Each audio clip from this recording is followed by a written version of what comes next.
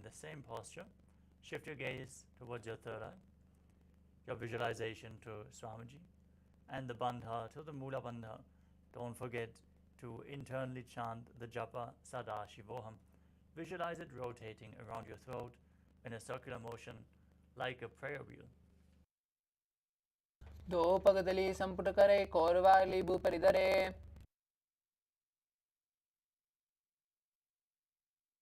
Next up is Suryasana. Now keep your knees wide apart and raise them up off the mat. Join your thumbs and little fingers as you open up your palms, resembling a lotus flower in Padma Mudra. Raise your arms up above your head and gaze through the gap in between the palms. Now visualize Lord Surya in your inner space and perform Uddiyana Bandha, the stomach lock, and Mula Bandha, the root lock in Suryasana. Erido goda tariane panapani betika punitane.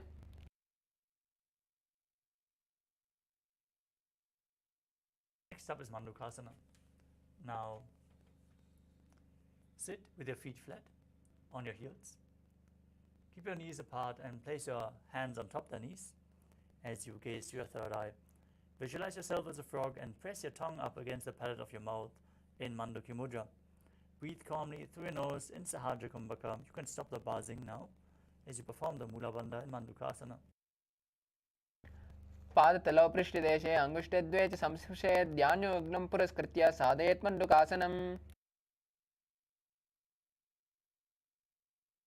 Next up is Uttana Mandukasana. From the same sitting posture, bring your hands behind your back and hold on to opposite shoulders with your hands. Keep your elbows close to your head. As you keep visualizing yourself as a frog, gaze to your third eye, keep your tongue up in Manduki Mudra, and perform Uddiyana Bandha and Mula Bandha. Mandukasana मध्यस्थं कूर्पराभ्यां नितं सितः एतद्भेदवदुक्कानम् एतदुत्तानमण्डूकम्. Next up is Simhasana. Now cross your ankles and sit on your heels. As you visualize yourself as a lion, stretch your tongue out, exhale forcefully, and gaze to the tip of your nose. दक्षिणं सव्यगुल्पेन दक्षिणे तदेतरं हस्तौ च जान्यो संस्थाप्य स्वाङ्गुलिश्च प्रसार्य च. The next asana is Padasana. As you keep the soles of the feet together, toes pointing backwards with the knees spread, sit on your heels and cross your arms behind your back as you hold on to the big toes in Prana Mudra. Gaze to the tip of the nose, visualize Swamiji, and return to buzzing like a bee in Brahmari Kumbhaka as you engage Jalandhara Bandha and Mula Bandha. गुल्पौ च वृषणस्यादौ युत्क्रमेण समाहितः.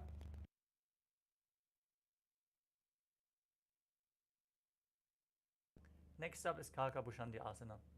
Now squat with your feet flat and keep your knees raised off the ground. Bring your arms in and around the raised knees and interlock your fingers behind your back if you can. Otherwise, reach as far as you can behind your back. Now gaze to your nose and visualize yourself as a crow. प्रथमे वेश उकृताने द्वौ हातपगम्बी च आने.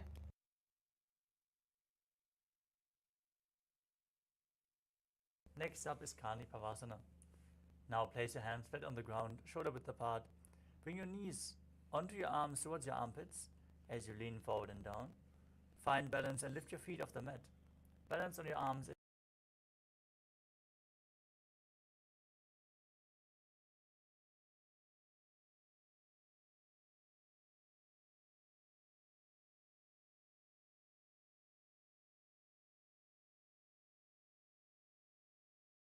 Blood pressure, take it slow with the inverted postures. If you need support, you can lean against the wall or ask a partner if they can aid you in this asana. Now place your hands on the ground, shoulder width apart. Bring your elbows towards your armpits and place your crown of the head onto the mat. As you lean forward, raise your hips up and then straighten your legs up straight. Gaze to your nose and visualize Swamiji in your inner space.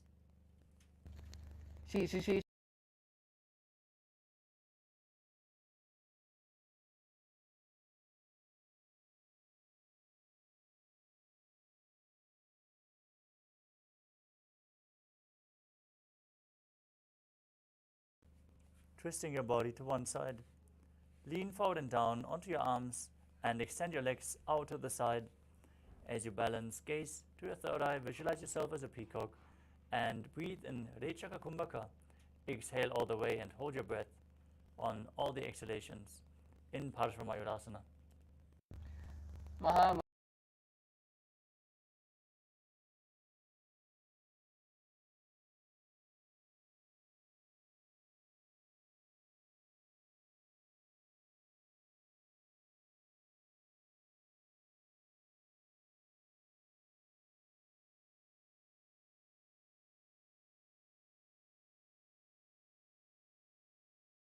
Flat on the ground, shoulder width apart, step both feet back into the plank position, Tadasana. As you step one foot outside the respective shoulder, in between the hands, gaze up to your third eye, visualize yourself as Lord Kala Bhairava in Bhairaganathasana. आसन को गुण पीति जाई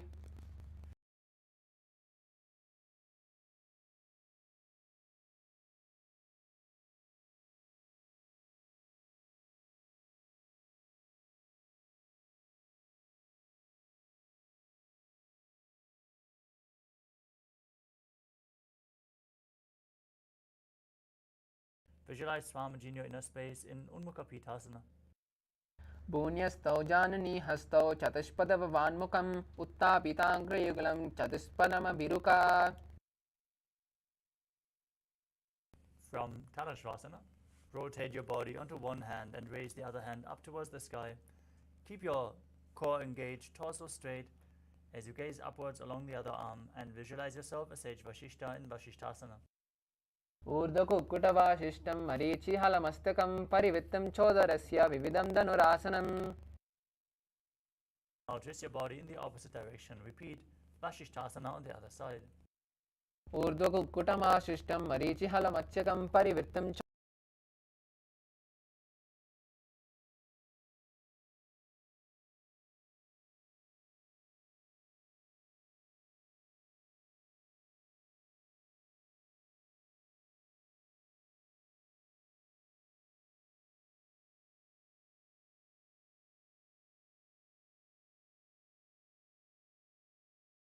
दो करा की ube हथेली कोरवाली मेले भेरी Next up is Paschimottanasana. With the legs extended forward, lean forward from the waist and hold onto the big toes in Prana Mudra, index and middle fingers. Now visualize Swamiji in your inner space.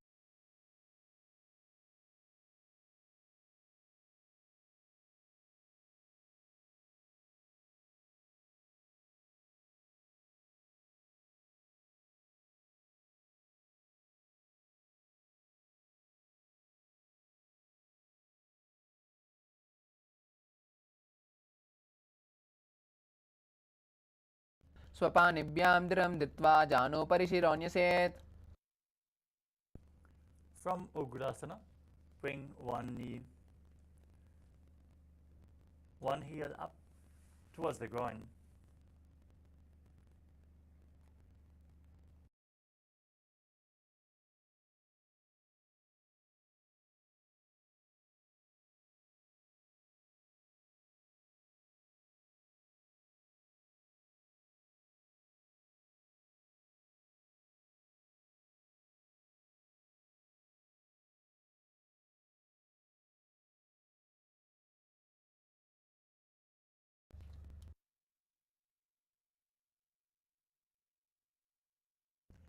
From Marichyasana, drop the knee down to the side. Keep the heel at the perineum as you lean forward and down. Hold onto the front foot with both hands. Gaze to your nose. Visualize Swamiji in your inner space.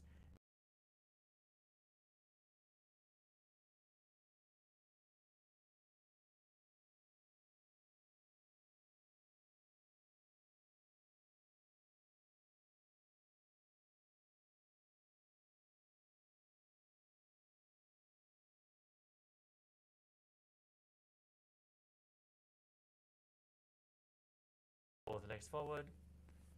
Bring the other heel in towards the perineum. Lean forward and down. Interlock your fingers behind your back in Marichyasana on the other side. उत्तानपादं क्रौञ्चं च मरीचिं वीरभद्रकं नटराजं त्रिकोणं च सुप्ताङ्गुष्ठप्रसारणे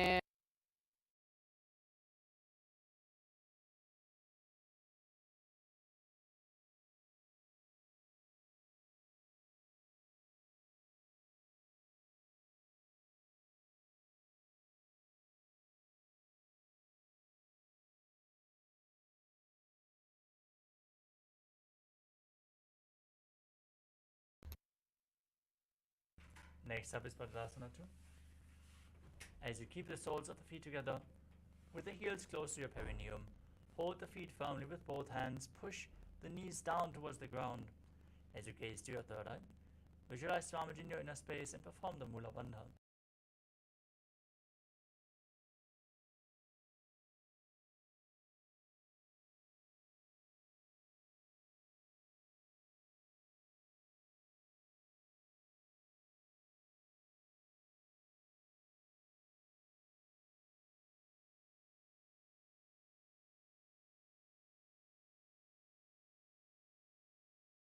पूर्वचर Close to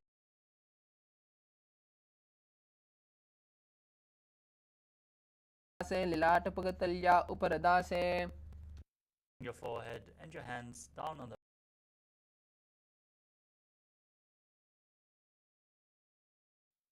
दो पगरेल संपुर करे सोए करे आने जारे पसारे समानासनमा balance.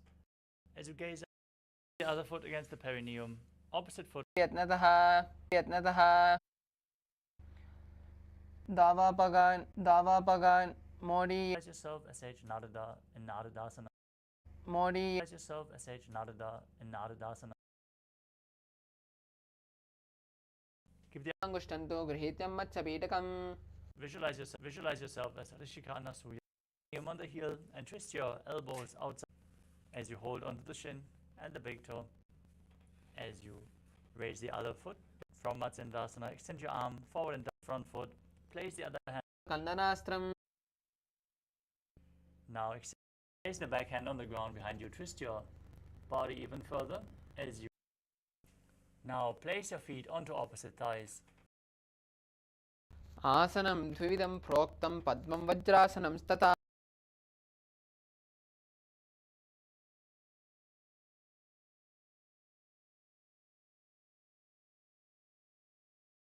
Inner space and Bandha Kiki Asana. धरामवष्ट्यभ्यकरद्वयेन तत्कुरुपरि स्थापिनत् पार्श्वः As you visualize yourself as a peacock,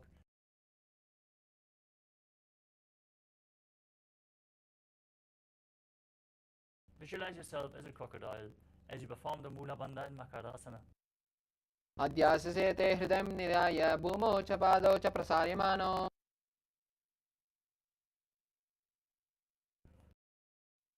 अध्याससे ते करयुग्मं वक्षो भूमिम् अवष्टभ्य करतलयोस्तराभ्याम्. Next up is Ushtrasana. As you lay on your stomach, hold on. Now still holding onto the feet, kick your legs back and up as you raise your chest.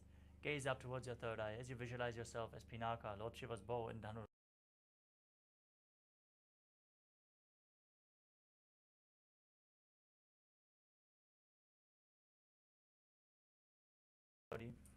Gaze to your third eye, visualize Swamiji and internally chant the new japa Om Nithyananda Paramashivoham in Bhagasana. उल्टा मोड़ी पाव दो. Interlock your fingers as you place your crown of the head onto the mat.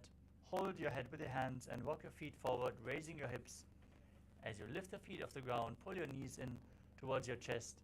Try to touch your throat, touch your chin with the knees. As you gaze to your nose and visualize Swami.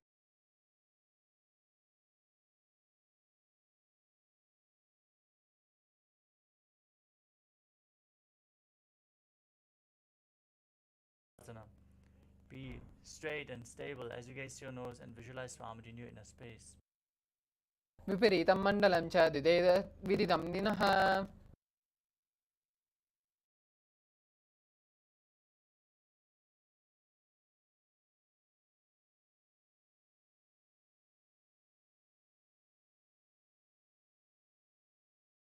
Rapid exhalation without inhaling. Push the air out from your abdomen in Bhastrika Kumbhaka. We're going to maintain this asana for the next few, this pranayama for the next few asanas.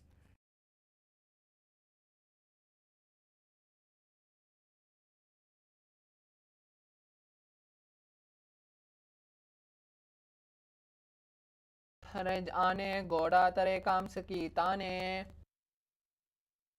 Up is Parighasana. Now keep your legs extended forward. Place your hands behind your back, holding on to opposite shoulders. Gaze up towards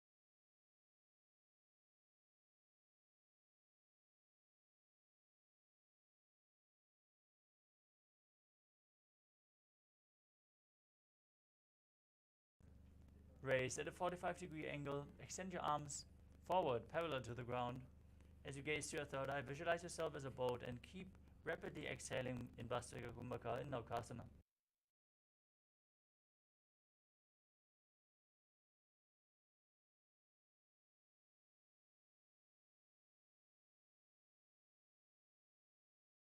Them against your chest. As you gaze to your nose, visualize yourself as Lord Rudra in Rudrasana. पगतले संपुट करे हाथस्य पगा ऊंचा पगा की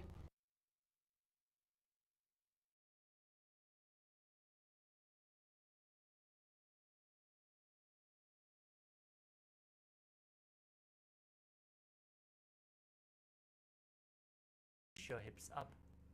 Engage the Mula Bandha and the Jalandhara Bandha. As you breathe in Murcha Kumbhaka, push the air out through the throat lock. Push the Kundalini Shakti to the higher centers. And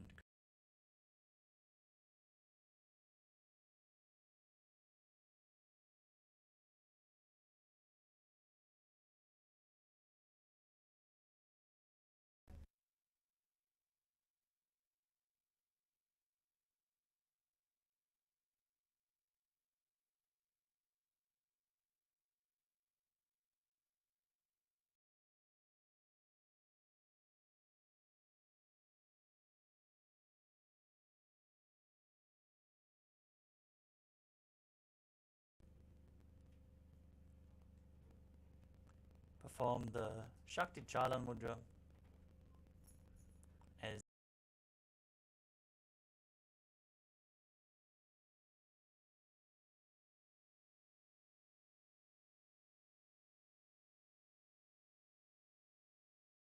body and mind.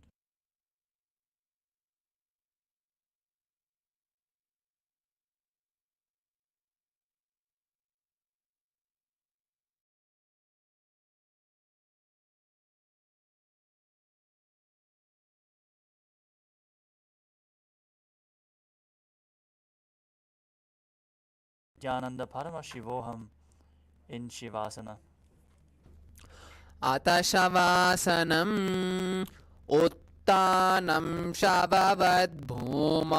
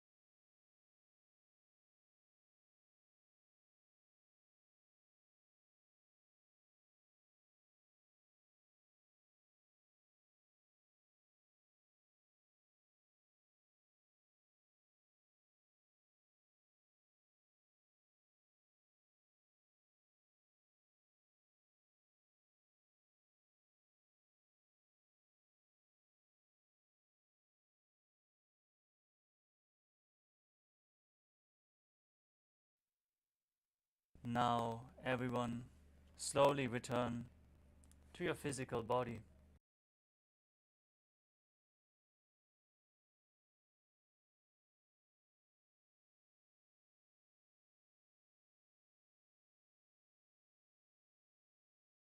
Body from side to side as you slowly return to a comfortable seated position.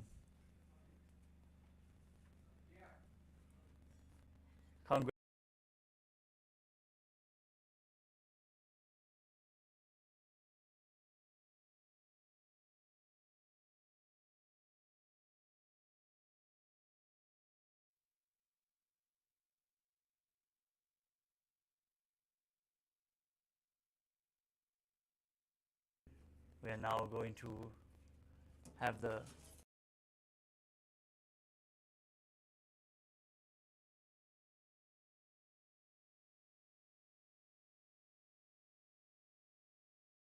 conclude today's Nithyananda yoga session with a Purna mantra.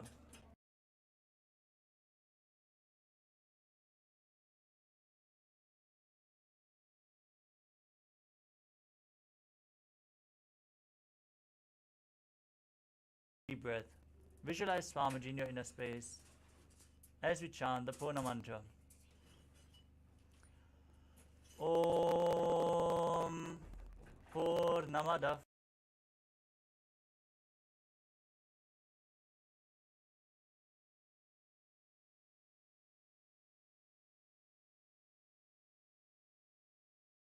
Hari Om Tat Sat Sarvam Bhagavat Shri Nithyananda Paramashiva Padukar Panamastu. Om Nithyanandam.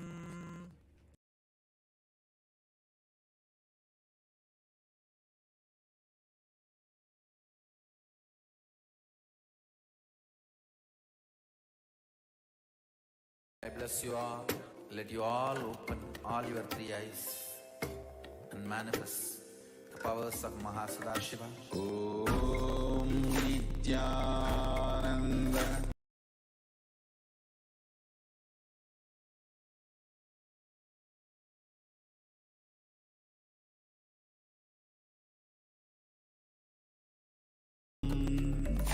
Om Nithyananda. Paramashivoham. Om Nithyananda.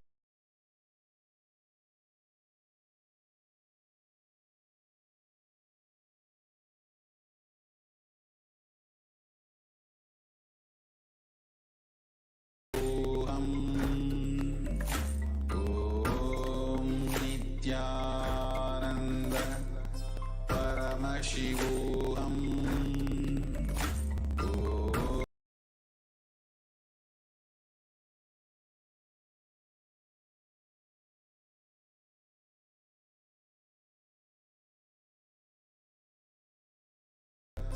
Paramashivoham. Om Nithyananda. Paramashivoham.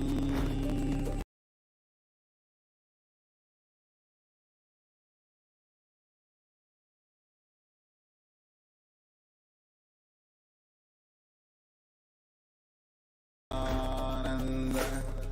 Paramashivoham. Om Nithyananda. Paramashivoham.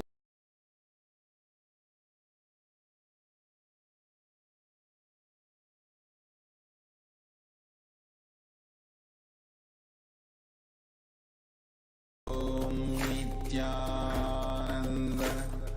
Paramashivoham. Om Nithyananda.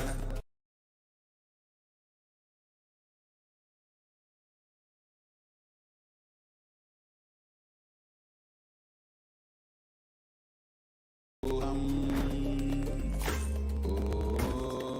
Nithyananda.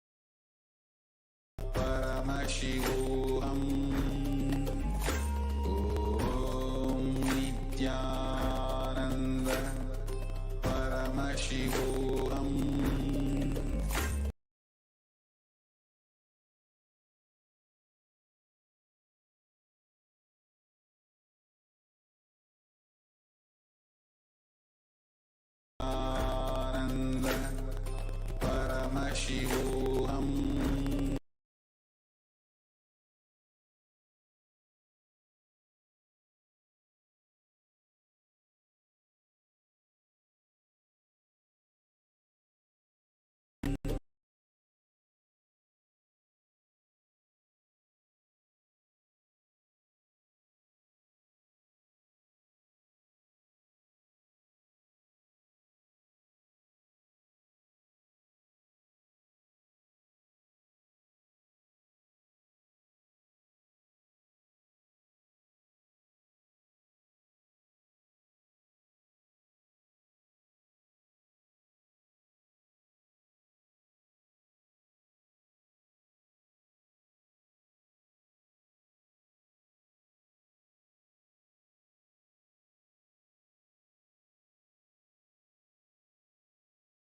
Nithyananda Paramashivoham Om Nithyananda Paramashivoham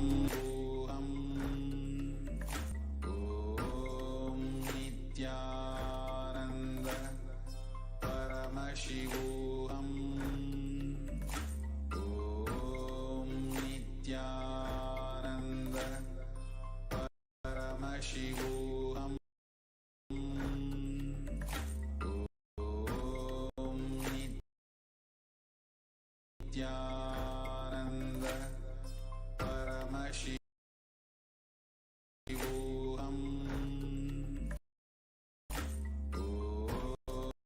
Om Nithyananda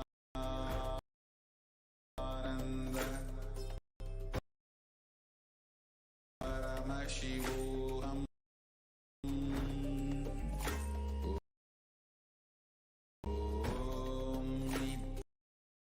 Nithyananda Paramashivoham Om Nithyananda Paramashivoham Om Nithyananda Paramashivoham Om Nithyananda Paramashivoham Om Nithyananda Paramashivoham Om Nithyananda Paramashivoham Om Nithyananda Paramashivoham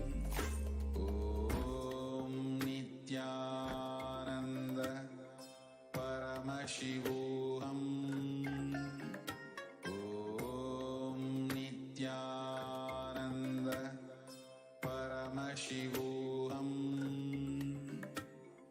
Om Nithyananda Paramashivoham Om Nithyananda Paramashivoham Om Nithyananda Paramashivoham Om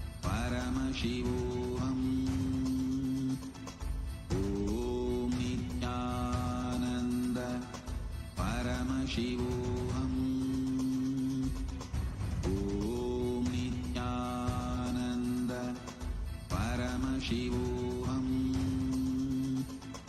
Om Nithyananda Paramashivoham Om Nithyananda Paramashivoham Om Nithyananda Paramashivoham Om Nithyananda Paramashivoham Om Nithyananda.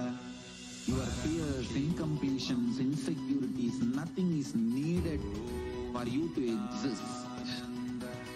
Paramashiva alone is enough for you to live absolutely, blissfully, celebrating, fulfilled, complete, intensely. Paramashivoham Om Nithyananda Paramashivoham. Welcome you all with my love and respects.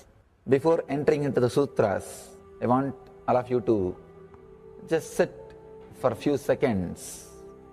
Sit straight and just prepare yourself. Because this understanding about which I am going to talk gave me the courage to leave the home. Today's subject is Maya.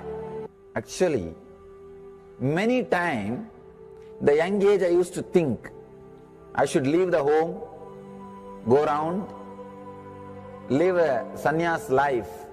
Suddenly, one day, when I was reading one of the Shankara's work on this Maya, somehow the concept clicked. The word Maya cannot be translated into English. Thinking the lesser reality as the higher reality is what we call Maya. What you are seeing, you can't say this is illusion. No, this is not ultimate. Your understanding this is ultimate is illusion. The moment the click happened, I was ready not only to leave the house, decided to live like a Shankara. In the Vedic tradition, anybody wants to become enlightened has to leave their home. They have to become homeless. It is a basic condition for enlightenment. You can't be in your hometown. You have to start wandering, studying, because to enter into the ultimate truth, you need to have the courage to go behind wherever it leads. There is a beautiful sutra in Brahma Sutra, the first sutra of Brahma Sutra. It says, Atato Brahma Jignasa, let us inquire into the reality. It says, only a courageous person who is ready to go behind wherever truth leads can enter into this science. In those days, we had a beautiful system. When somebody becomes enlightened, he will go around and sit with all other scholars, pandits, learned people, and he will open up his understanding. The other person will open up his understanding. Whoever can take the other person to the deeper level of understanding will follow him. That's all. That is why exploring the truth into the deeper and deeper level has been made as a compulsory basic value for anybody who wants to explore the reality, explore into the truth. What we need to understand from this story, courage to go behind the truth, wherever it leads. Even they are ready to gamble with their life, but they are ready for truth.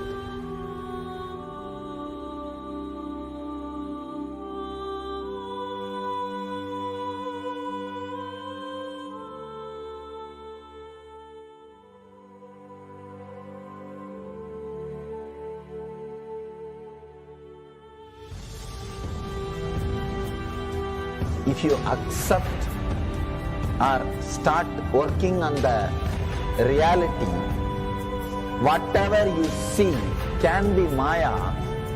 It feels as if the ground on which you are standing is opening or giving way, is taken away. It needs courage. It may suddenly open a new door to you. You must be able to go into the door, only then you can see the next door. Because I am trying to reproduce the same understanding and experience which happened in me. Understand? When I understood that Maya, the concept of Maya, it gave me so much of joy and courage to do anything. I decided I will live like a Shankara. There is every possibility you will catch the glimpse. I am not telling you will run away from a home. You will have the same energy and excitement and liberation when you realize this truth. If this one concept Maya is understood logically by you, no suffering can make low curve in you. Nobody can exploit you easily. If you can just open that courage, this understanding can open new doors for you. If you understand this clearly, you will have the courage. If you have little courage, you will have understanding. It's like a circle. Who will start first? I represent KAILASA nation led by Supreme Pontiff of Hinduism, Sri Nithyananda Paramashivoham, which speaks on behalf of 2 billion Hindus around the world who do not have a voice representing them in these international forums.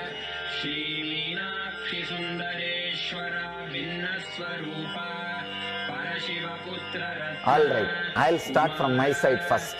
I'll give the understanding. Let you add courage to it. Let's enter into the sutra. Illusions deceive, colors circumscribe, even divisibles are indivisible. Look becomes Shiva.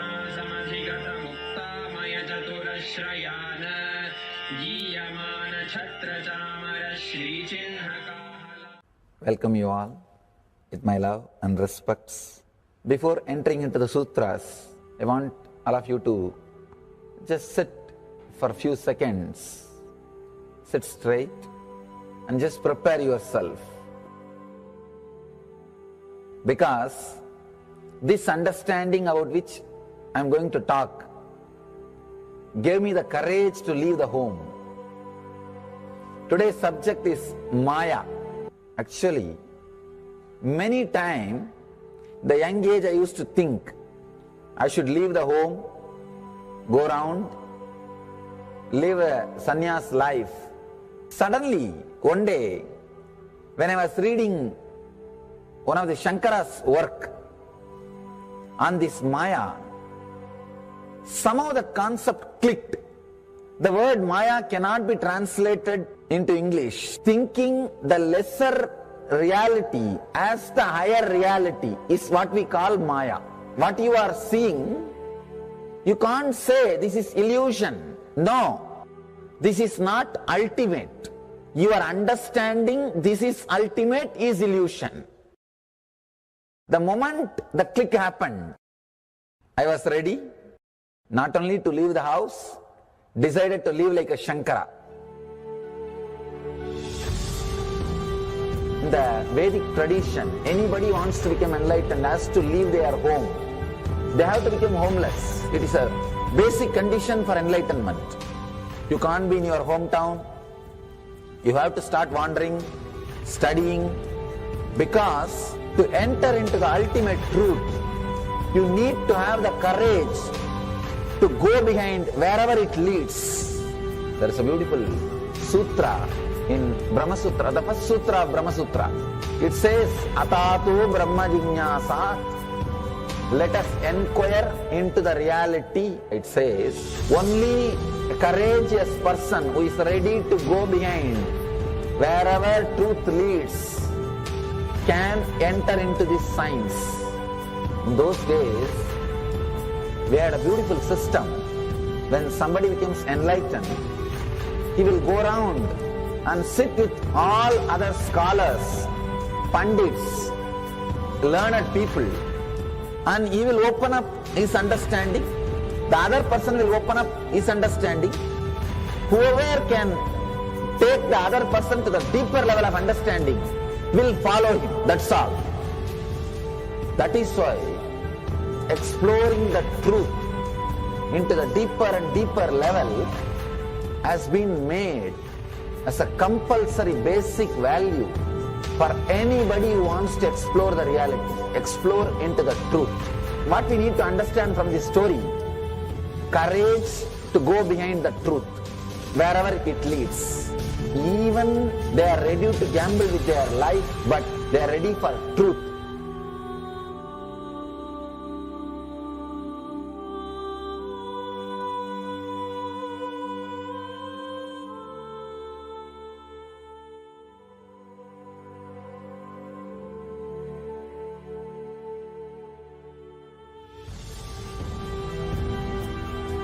If you accept or start working on the reality, whatever you see can be Maya.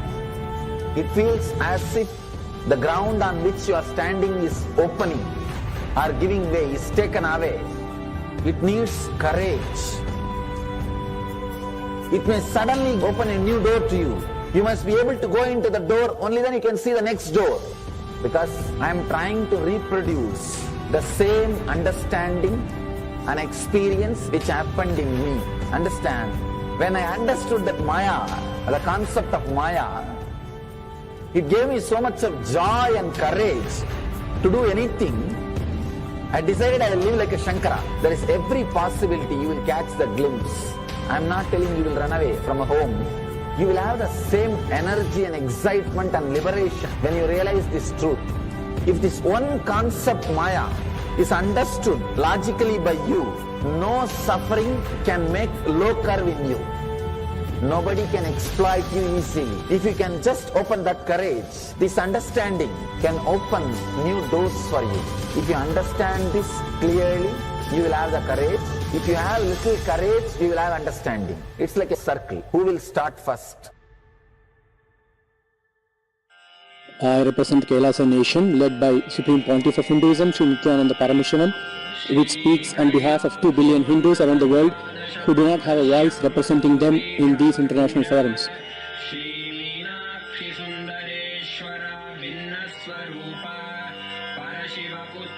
Alright, I'll start from my side first. I'll give the understanding. Let you add courage to it. Let's enter into the sutra. Illusions deceive, colors circumscribe, even divisibles are indivisible. Look becomes Shiva.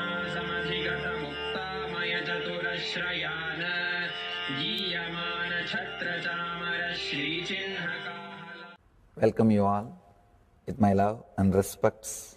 Before entering into the sutras, I want all of you to just sit for a few seconds. Sit straight and just prepare yourself. Because this understanding about which I am going to talk gave me the courage to leave the home. Today's subject is Maya.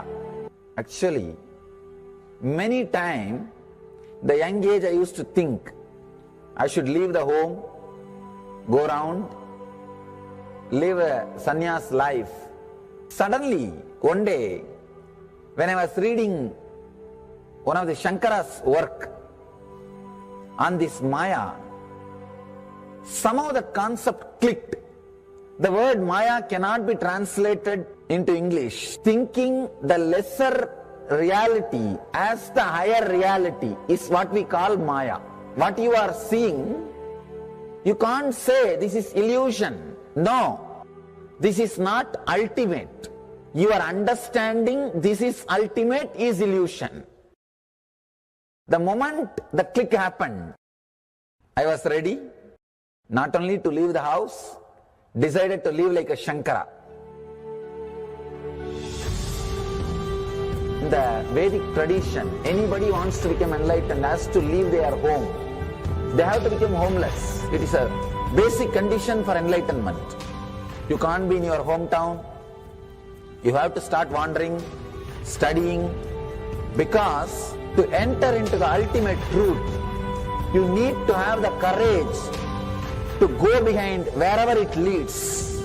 There is a beautiful sutra in Brahma Sutra, the first sutra of Brahma Sutra. It says, Atato Brahma Jignasa.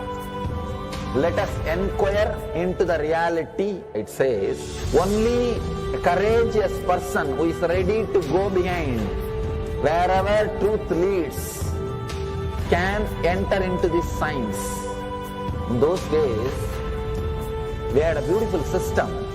When somebody becomes enlightened, he will go around and sit with all other scholars, pandits, learned people, and he will open up his understanding. The other person will open up his understanding. Whoever can take the other person to the deeper level of understanding will follow him. That's all. That is why exploring the truth into the deeper and deeper level has been made as a compulsory basic value for anybody who wants to explore the reality, explore into the truth. What we need to understand from this story, courage to go behind the truth, wherever it leads. Even they are ready to gamble with their life, but they are ready for truth.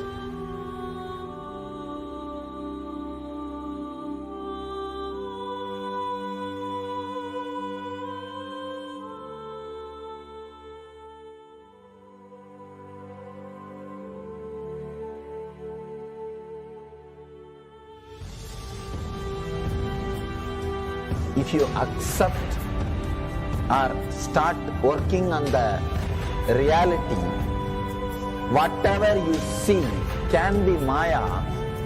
It feels as if the ground on which you are standing is opening or giving way, is taken away. It needs courage. It may suddenly open a new door to you. You must be able to go into the door, only then you can see the next door. Because I am trying to reproduce the same understanding and experience which happened in me. Understand? When I understood that Maya, the concept of Maya, it gave me so much of joy and courage to do anything. I decided I will live like a Shankara. There is every possibility you will catch the glimpse. I am not telling you will run away from a home. You will have the same energy and excitement and liberation when you realize this truth. If this one concept Maya is understood logically by you, no suffering can make low curve in you.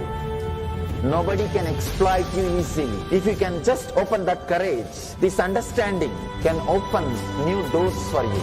If you understand this clearly, you will have the courage. If you have little courage, you will have understanding. It's like a circle. Who will start first? I represent KAILASA nation led by Supreme Pontiff of Hinduism, Sri Nithyananda Paramaśivam, which speaks on behalf of 2 billion Hindus around the world who do not have a voice representing them in these international forums.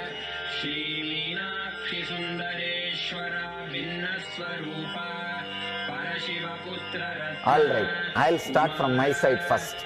I'll give the understanding. Let you add courage to it. Let's enter into the sutra.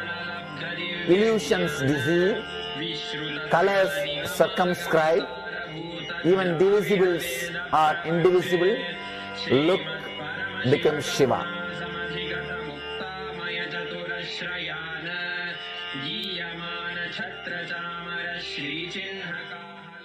Welcome you all with my love and respects. Before entering into the sutras, I want all of you to just sit for a few seconds. Sit straight and just prepare yourself. Because this understanding about which I am going to talk gave me the courage to leave the home. Today's subject is Maya. Actually, many times, the young age I used to think I should leave the home, go around, live a sannyas life. Suddenly, one day, when I was reading one of the Shankara's work on this Maya, somehow the concept clicked. The word Maya cannot be translated into English. Thinking the lesser reality as the higher reality is what we call Maya. What you are seeing, you can't say this is illusion. No, this is not ultimate. Your understanding this is ultimate is illusion. The moment the click happened, I was ready not only to leave the house, decided to live like a Shankara. In the Vedic tradition, anybody wants to become enlightened has to leave their home. They have to become homeless. It is a basic condition for enlightenment. You can't be in your hometown. You have to start wandering, studying, because to enter into the ultimate truth, you need to have the courage to go behind wherever it leads. There is a beautiful sutra in Brahma Sutra, the first sutra of Brahma Sutra. It says, Atato Brahma Jignasa.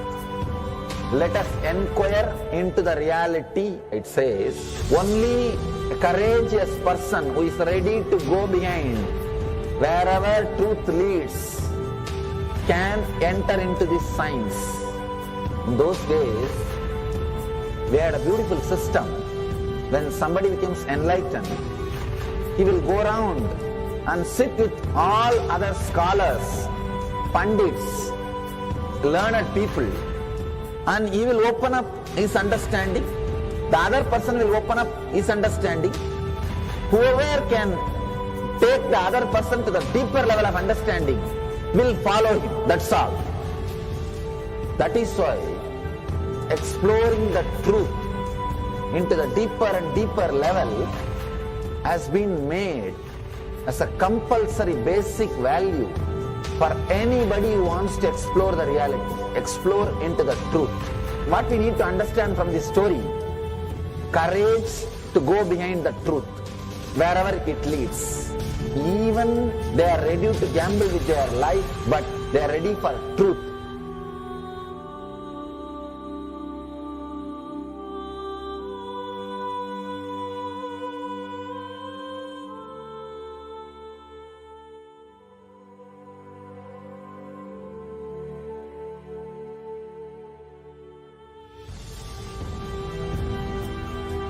If you accept or start working on the reality, whatever you see can be Maya. It feels as if the ground on which you are standing is opening or giving way, is taken away. It needs courage. It may suddenly open a new door to you. You must be able to go into the door, only then you can see the next door.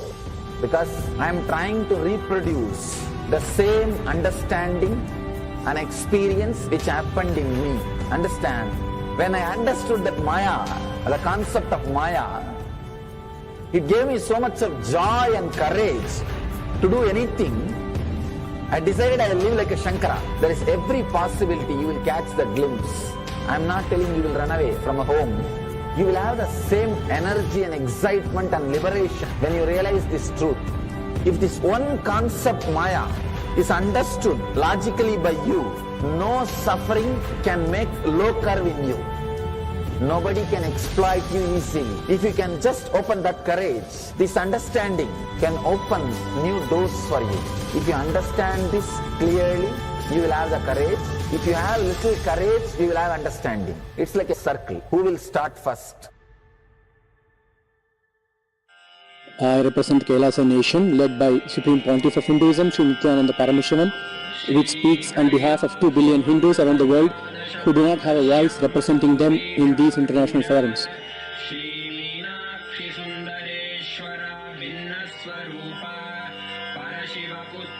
Alright, I'll start from my side first.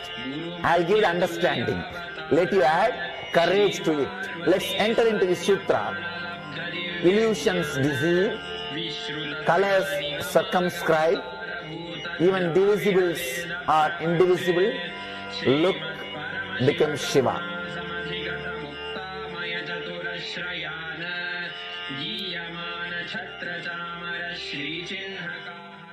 Welcome you all. with my love and respects. Before entering into the sutras, I want all of you to just sit for a few seconds. Sit straight and just prepare yourself. Because this understanding about which I am going to talk gave me the courage to leave the home. Today's subject is Maya. Actually, many times, the young age I used to think I should leave the home, go around, live a sannyas life. Suddenly, one day, when I was reading one of the Shankara's work on this Maya, somehow the concept clicked. The word Maya cannot be translated into English. Thinking the lesser reality as the higher reality is what we call Maya. What you are seeing, you can't say this is illusion. No, this is not ultimate. Your understanding this is ultimate is illusion. The moment the click happened, I was ready not only to leave the house, decided to live like a Shankara. In the Vedic tradition, anybody wants to become enlightened has to leave their home. They have to become homeless. It is a basic condition for enlightenment. You can't be in your hometown. You have to start wandering, studying, because to enter into the ultimate truth, you need to have the courage to go behind wherever it leads. There is a beautiful sutra in Brahma Sutra, the first sutra of Brahma Sutra. It says, Atato Brahma Jignasa. Let us inquire into the reality. It says, only a courageous person who is ready to go behind wherever truth leads can enter into this science. In those days, we had a beautiful system. When somebody becomes enlightened, he will go around and sit with all other scholars, pandits, learned people, and he will open up his understanding. The other person will open up his understanding. Whoever can take the other person to the deeper level of understanding will follow him. That's all. That is why exploring the truth into the deeper and deeper level has been made as a compulsory basic value for anybody who wants to explore the reality, explore into the truth. What we need to understand from this story, courage to go. Paramashivoham Nithyananda Paramashivoham. Yes, Nithyananda. It was a wonderful yoga segments. It's a quick yoga segments as we are today preparing for the final day of Paramashivoham Level 3 Season 2. Today we are all going to receive Swamiji in his very own form, Bhagavan Sri Nithyananda Paramashivam, the very own avatar, the incarnation of Paramashiva, landed on this planet Earth to give the glimpse of Mahā KAILΑSA to us. So yes, throughout this program, Bhagavan has have given the experience of all the lokas. So today, all of us are going to receive and experience the Mahā KAILASA, where he resides as a formless form of eternal happening of this life, where he is alive there. So yes, today we are all going to receive from the supreme point of Hinduism the darshan of Bhagavan Sri Nithyananda Paramashivam and also experience the Mahā KAILASA. I think the viewers and all of us are wanting to experience this Mahā KAILASA. So here is the place where he becomes the formless and gives the experience of that formlessness to all of us. So still a few participants, the cameras are turned off. Request all the participants to get ready.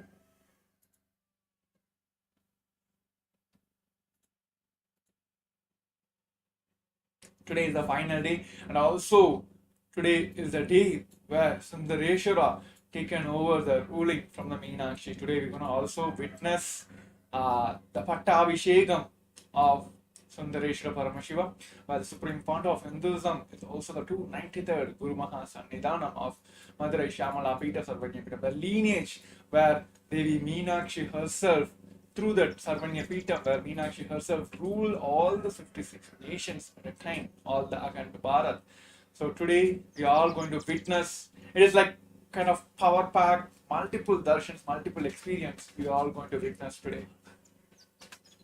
So for the preparation, we're going to have a short video clip where Bhagavan himself is speaking about how the Mahā KAILASA exists, how you can experience this Mahā KAILASA.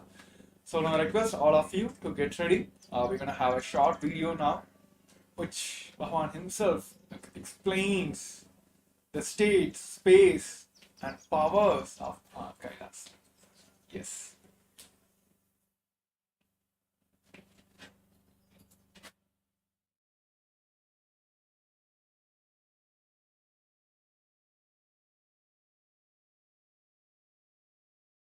Los Angeles Kailasa is one of the connection points with Mahā KAILASA and Bhuloka and all other lokas, spaces.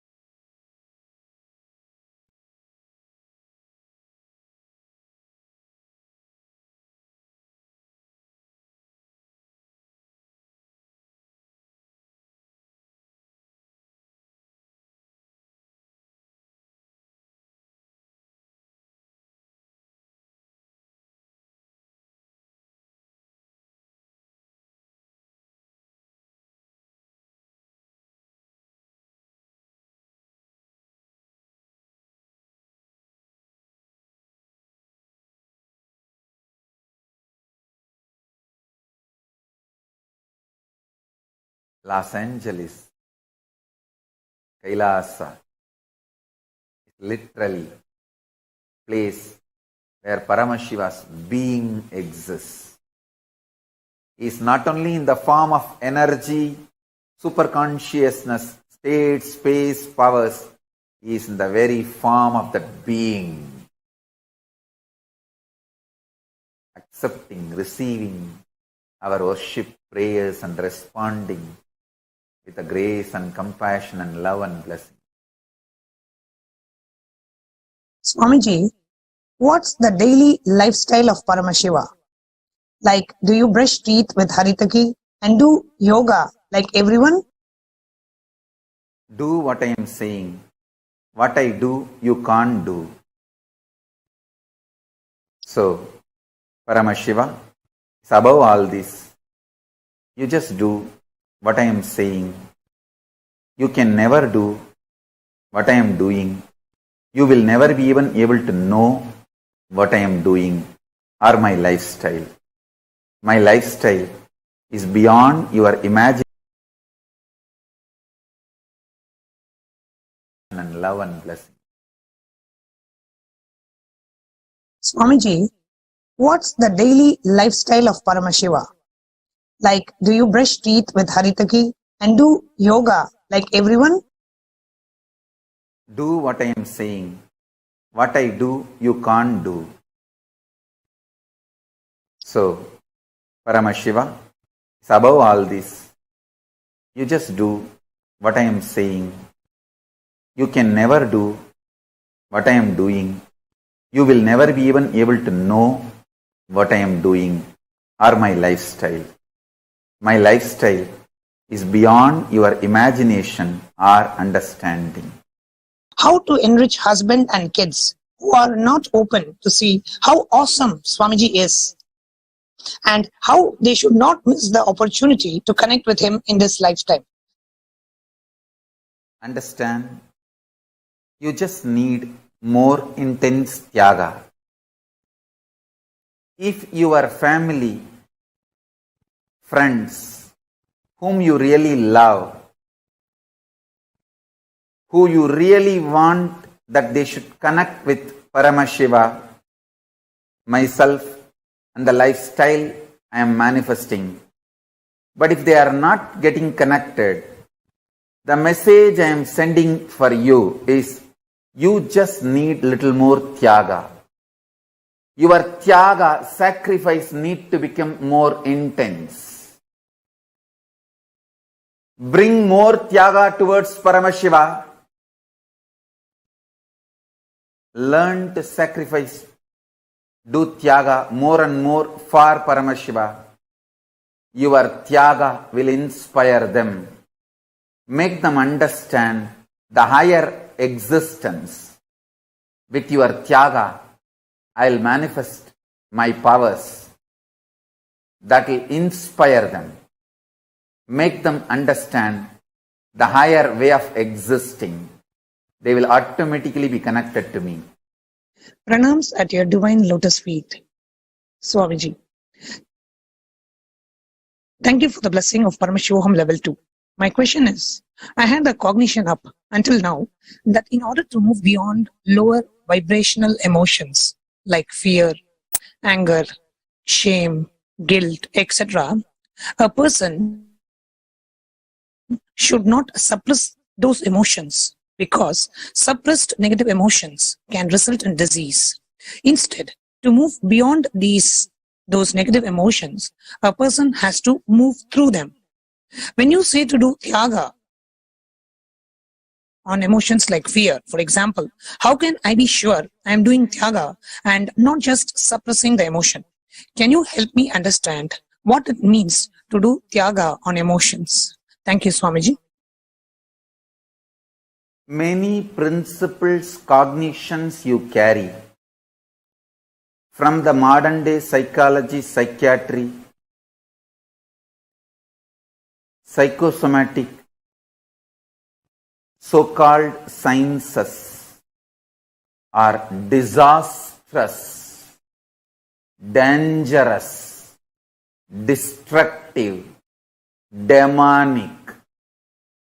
Those cognitions came from sick mind to keep the humanity sick forever. This is the largest psychological terrorism done on humanity. Modern day psychology is the root cause of all the psychological sickness of humanity. The false, wrong principles they taught are the reason for all the sufferings of the modern day humanity. Tyaga is not suppression. That's the first truth you need to know. Second truth, you can never go through them and come out of them. Third truth, renounce everything you know about you. From the modern psychology, it is sickening. Your consciousness. Learn from me, the creator of you. I am giving you the owner's manual. Vedas and Agamas. Learn from me, your consciousness.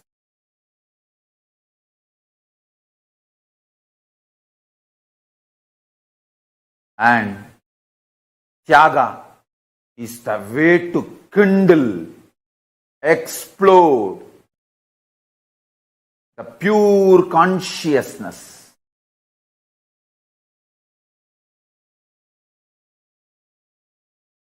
Sacrifice even the idea. If you suppress your fears, it will come out as disease, because the whole thing is false. Whole thing is false. Neither your fear is truth, nor the principle, if you suppress your fears, it will come out as disease, is true. Both are false. Renounce both.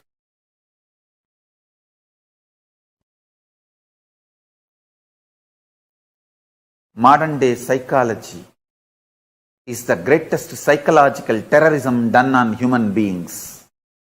Modern day psychological principles are the reason for all the psychological disease and sufferings of humanity.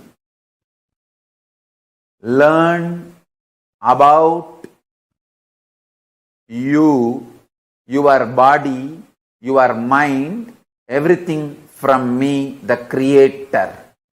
I have given you the owner's manual in Vedas and Agamas. Learn only from that source, not from blackmailers. Don't learn about you from blackmailers. Learn about you from Creator, Liberator. I am your Creator and I am your Liberator. Learn from me, Veda Agamas, not from blackmailers and deluders. Psychiatric doctor and patient relationship is equivalent to disciple-disciple relationship. Deluded, trying to guide, another one deluded. Blind tries to lead the blind. Both destroy themselves.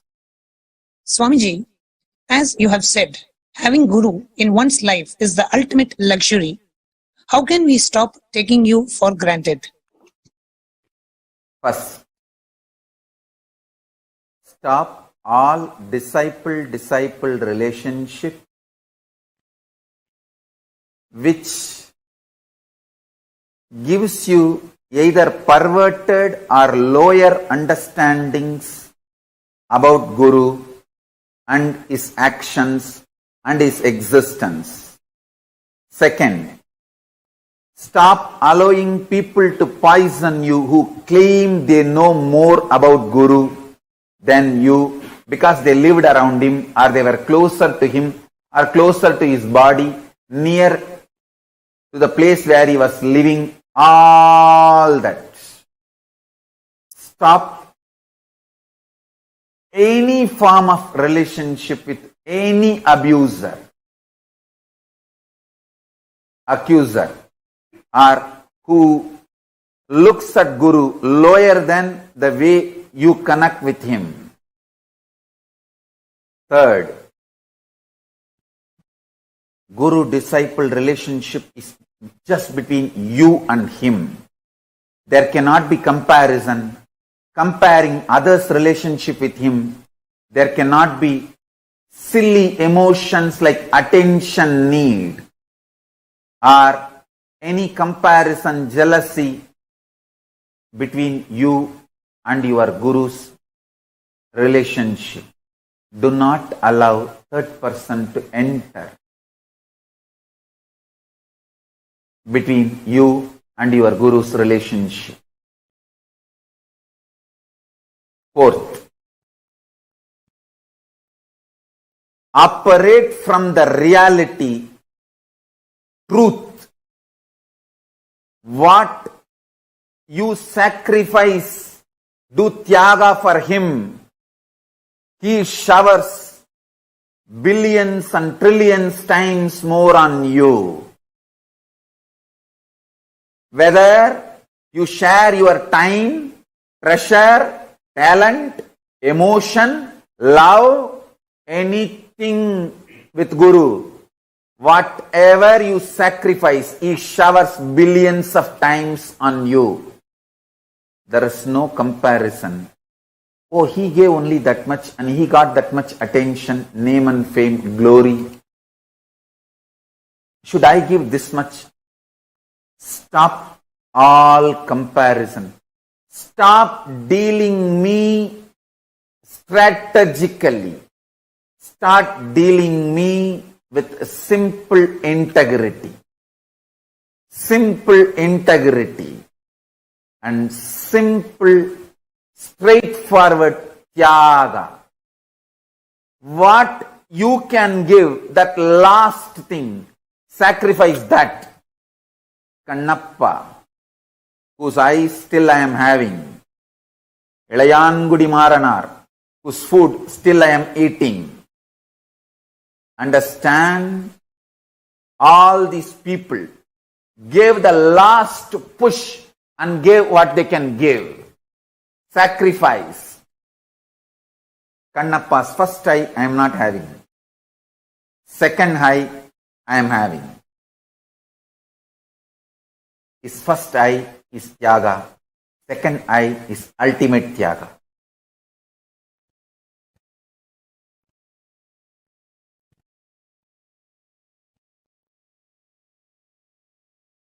When Ilayangudi Maranar and his wife cooked food for me, they tied cloth on their nose because they did not eat for 3 days.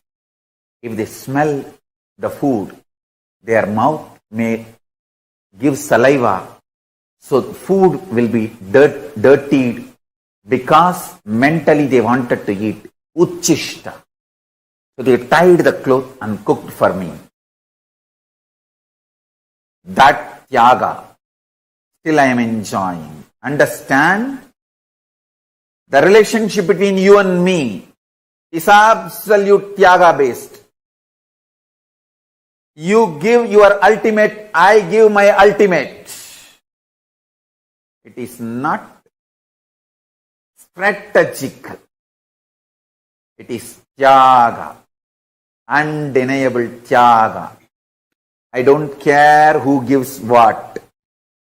Is it the last thing he is giving? That is what I care. Millions of people give food. I don't eat. Ilayangudi Maranar. The last seed rice he had, he cooked and gave. That is the last he has. That decision, that will persistence, that Tyaga is what I am enjoying. And I showered myself for him, on him forever.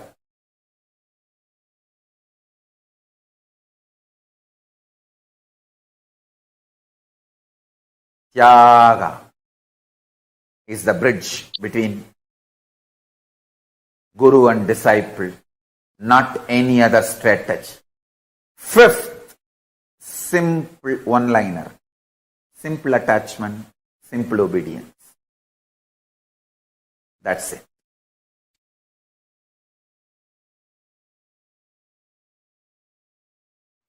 I want all of you to know, listen. Sometimes you will be so sure of you, you will not bother about this external world. You only want Kailasa. I'll tell you, just 2-3 days before, from my Purvashram family, I got a phone call. They sent a message. Swamiji, actually my grandmother passed away. I don't know how many of you know if you read my biography, at the age of 2, my grandmother opened her treasury and asked me to pick up what I want. I picked up Rudraksha and threw everything out, tumbled the box by pushing it aside, just picking only the Rudraksha mala. That same grandmother, she passed away. All her jewels are there. So they sent a message, Swamiji, your share will come around some 100 sovereign. 100 sovereign means I think 800 gram gold. Should we get it and send it to you? I laughed. Hey, at the age of 3, I rejected it. And you are asking me, do I want that at the age of 44? At the age of 3, I clearly picked up what I want from that whole box and threw it, all the other things. And you want me to have that at the age of 44? From 3, I am very clear what I want. Listen carefully.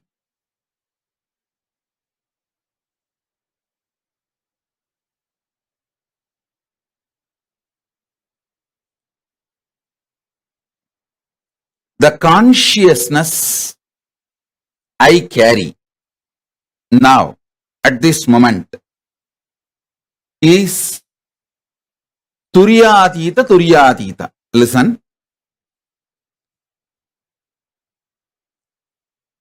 Listen carefully. Consciousness I carry is Turyatita Turyatita. The consciousness you all carry varies. Sometimes it goes to deep sleep, sometimes dream state, sometimes waking state, sometimes in the waking state you dream. It goes ups and downs. Listen. The good news is I can connect my breathing with all your breathing and infuse my consciousness into you. The great news is whatever infused permanently stays in you till you digest and make it as part of you. Till you make that as a permanent state. It stays in you. It can't leave you. Once I breathe this Turyatita into you, means the enlightened consciousness into you, the seed cannot be killed. It stays inside you till you allow it to sprout and come out. See, in Indian villages, mothers will frighten the kids saying, don't swallow the seed of any fruit like a grape. Any fruit when they give, they will tell, hey, you should not swallow the seed. You should put the seed out, spit it out. If you swallow the seed, the tree will grow inside your stomach and through the nose, ears, all that branches will come out. How many of you heard this?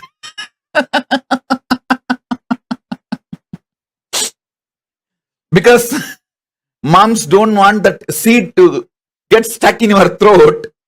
They will always tell this. In all Indian villages, they will tell this story. You should not eat that seed. If you eat that seed, that tree will sprout in your stomach and then branches will come out through your ears, nose and mouth. So listen, same way, the enlightened consciousness which I am putting inside you, till it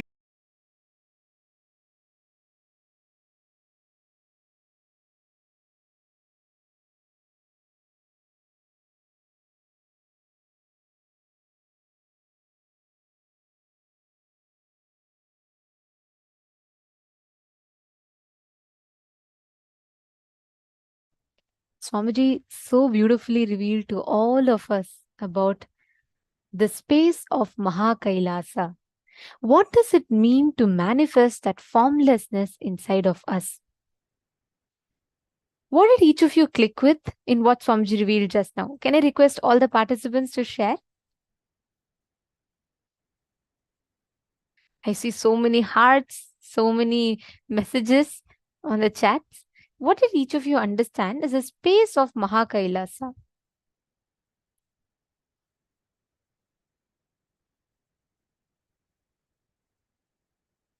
Makaman is saying psychology is crap. That's the understanding. That's right. Swamiji said, like Swamiji revealed, the space beyond all our cognizance, understanding what we exist, all of that. Ma Dahanananda has put, decided to live like Shankara. So very beautiful. Courage to go behind the truth wherever it leads. Ma Hongsu has put, Guru-disciple relationship only between you and Guru, no third person.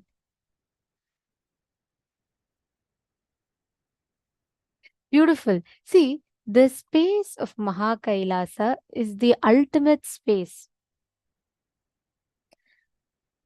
where we exist as Paramashiva, we exist in our ultimate Paramashanta Swarupa, just in that space of pure oneness with Paramashiva. And that is what is the space of Mahā KAILASA. And manifesting that space of Tyaga, the ultimate space of oneness. Are you all able to hear now? I'm seeing some messages saying audio is not good. Can all the participants hear?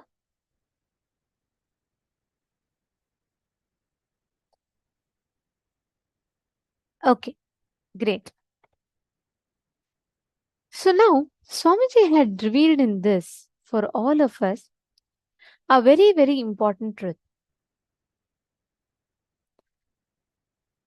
The formlessness of Paramashiva is what exists in Mahā KAILΑSA.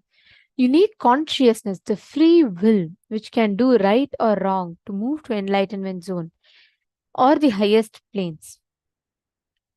The moment you move to the higher planes, you will experience the space of enlightenment where there is nothing other than you that exists. That is just pure enlightenment, the state of enlightenment.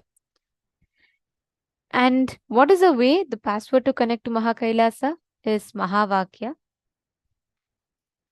And Mahavakya is the space that opens up our Dwadashanta, which is 3 fists or 12 fingers breadth above the Sahasrara chakra is the Dwadashanta. And literally, Dwadashanta is the portal that opens us up, the points that opens us up to connect to Mahā KAILASA. So there are multiple connecting points. So far, of course, one is the Biddi banyan tree.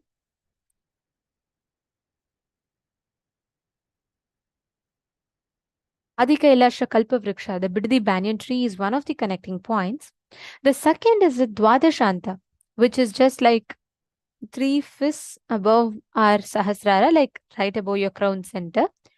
And third is Mahavakya, which is a password directly which connects. Swamiji tells the moment you chant Mahavakya, your inner space opens up to Mahā KAILASA. And the fourth is KAILASA, Los Angeles. Paramashiva in the very form of Swamiji and gracing in his Nija Avatara, receiving our worship, prayers and responding with all the grace and blessings.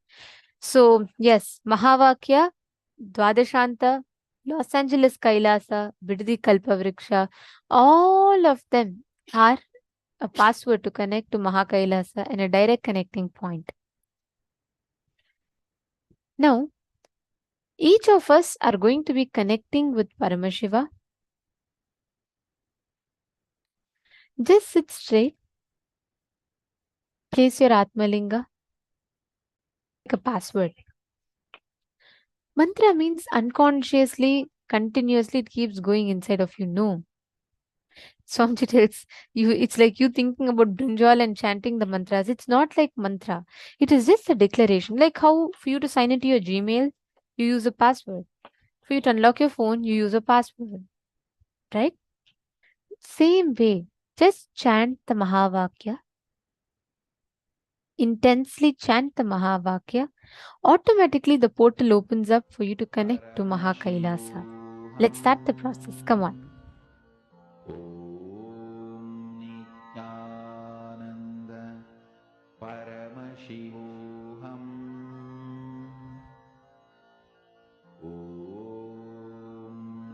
Nithyananda Paramashivoham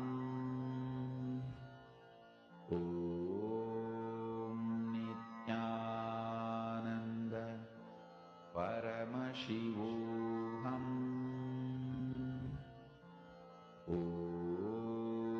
Nithyananda Paramashivoham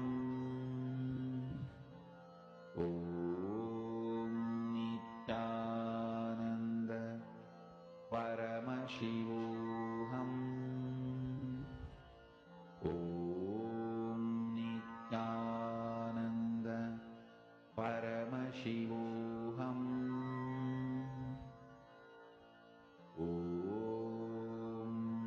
Nithyananda Paramashivoham